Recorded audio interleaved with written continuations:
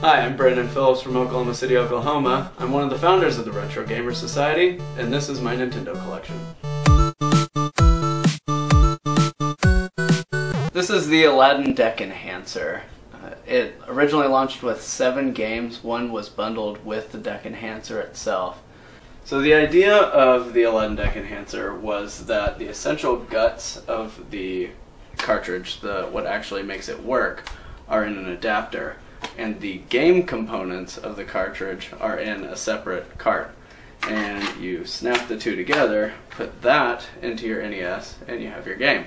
So cart costs will be lower because you don't have all of the chips being bundled with every single cartridge every single time you buy one. All you get is the stuff that you need. This could have brought game prices down to $10, $15 a piece.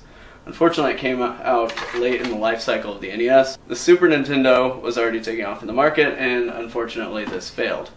So it barely sold until a guy, 5-10 years later, found a whole bunch of them and started selling them on eBay. So now you can find them for not an unreasonable cost, but probably more than you want to spend if you're actually going to play the games. A lot of the games on the NES are absolutely terrible. However, there are some that are actually really fun. One of those few games that is really fun is MC Kids. MC Kids is essentially a ripoff of like Doki Doki Panic or Super Mario Bros. 2. It's a platformer where you have to find things and traverse through your levels, and there's bosses and whatnot. This game gets a lot of hate because of the tie-ins to McDonald's, which if you can look past that, you can just enjoy the fact that it's a really fun platformer game. If you can't look past that, go to this link that is going to show up right here, and you can download a hacked ROM where they take out all the McDonald's stuff and call it Magic Land, so you can enjoy it without feeling like your brain is being resorbed by advertising executives. So I mentioned earlier that there aren't very many good NES games, so you're probably wondering why I have 568 games. It's because there are some weird things out there for the NES, and I want to have all of them. One of those weird things is Shockwave. It doesn't even look like a real game. It looks like some weird thing that like Mattel would have put out for like an educational video game system. It's a strange cartridge, and I love it for that, but it's an awful game, despite. There's things like Operation Secret Storm, which showed up. Desert Storm was going on around that time. We're at war with Iraq, which is featured on the front of this game, as well as Saddam Hussein. This game is actually not that bad, despite how awful the cover art looks. Especially the moment where you're fighting a 200-foot tall Saddam Hussein. Iraq. One other oddity that I wanted to mention is Princess Tomato. It's one of the strangest cover arts for an NES game. It's kind of rare-ish. It's a RPG where you play as vegetables in the Salad Kingdom. It's weird. It's actually, when people ask what RPGs I recommend for the NES, I actually recommend Princess Tomato first. I've had a friend who played this for hours and I couldn't tear her away from my television.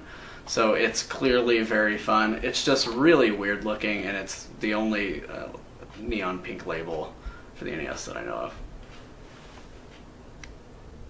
I've been informed that I lied and Barbie is also neon pink. I apologize. There are a number of notable rare titles for the NES. I have a few of them. They're hard to come by and they cost a lot of money, which I don't like to spend a lot of money on my games because that's really not the point of collecting. The point of collecting is the thrill of the hunt.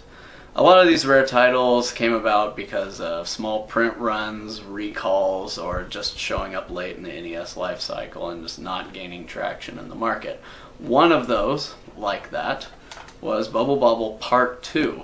It's a sequel to Bubble Bobble. It's part of the whole Bubble Bobble Rainbow Islands franchise. It's not a terrible game. The only problem is they removed the co-op from it, which was really the only thing that made the original game cool. It doesn't have any of the unique gameplay elements that Rainbow Islands did, which is part of the similar like Bubble Bobble universe. It pretty much plays off of the original Bubble Bobble with better graphics. I would recommend the other one though. Unfortunately, this game runs between $200 and $250 now at fair market value, and it's nowhere near as fun as Bubble Bobble, which clocks in about 20 bucks. So check out Bubble Bobble. Don't waste your time with this. So like I said, Bubble Bobble 2, not a great game for a rare title. However, Panic Restaurant is pretty good. It's a platformer, kind of an action platformer because you use weapons and whatnot. But really good game. The graphics are a little weak, but that was kind of a thing happening in the video game market at that time where they were emphasizing gameplay over graphical design. It's really fun. It's one of those games where you gotta memorize patterns or you're not gonna get anywhere. But I would check it out if you want to throw away $200 on a piece of plastic that was made for children. So I've been having a little bit of fun making fun of how expensive some of these games are. Case in point, the Dragon Warrior games. This right here is like $100 worth of games right now. Half of that value alone is Dragon Warrior 4. While I personally am not an RPG fan, there is a very dedicated following of these games. And from what I hear from RPG fans, these are actually really, really good.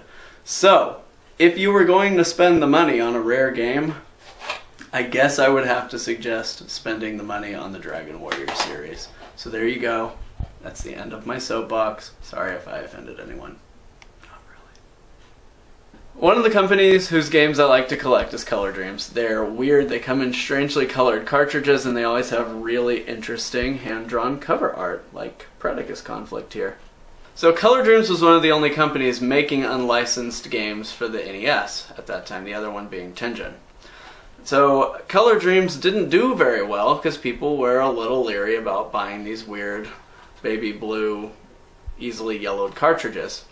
Well, when Color Dreams folded, a few of the developers from Color Dreams stayed together and they formed WisdomTree, where their market hook was making Christian-themed, unlicensed Nintendo games for sale in like stores like Mardell and places like that. So one of those weird games from WisdomTree is called Sunday Funday. It was the last video game released for the NES. It was released in 1995. It was a conversion of the Color Dreams game, Menace Beach. They changed a few things graphically. They converted it from a game about a guy trying to save his girlfriend from what might have been sexual predators to a game about a kid trying to get to Sunday school on time while a Sunday school teacher is yelling at him from afar.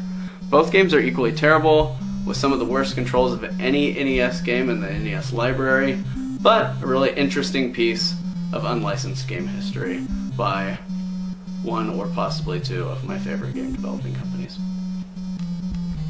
So there you have it, a few highlights from my collection. If there's anything else you want to see, leave a comment on this video and maybe I'll do another video in the future. And there are more coming from this series, so be sure to subscribe and stay tuned. Thanks!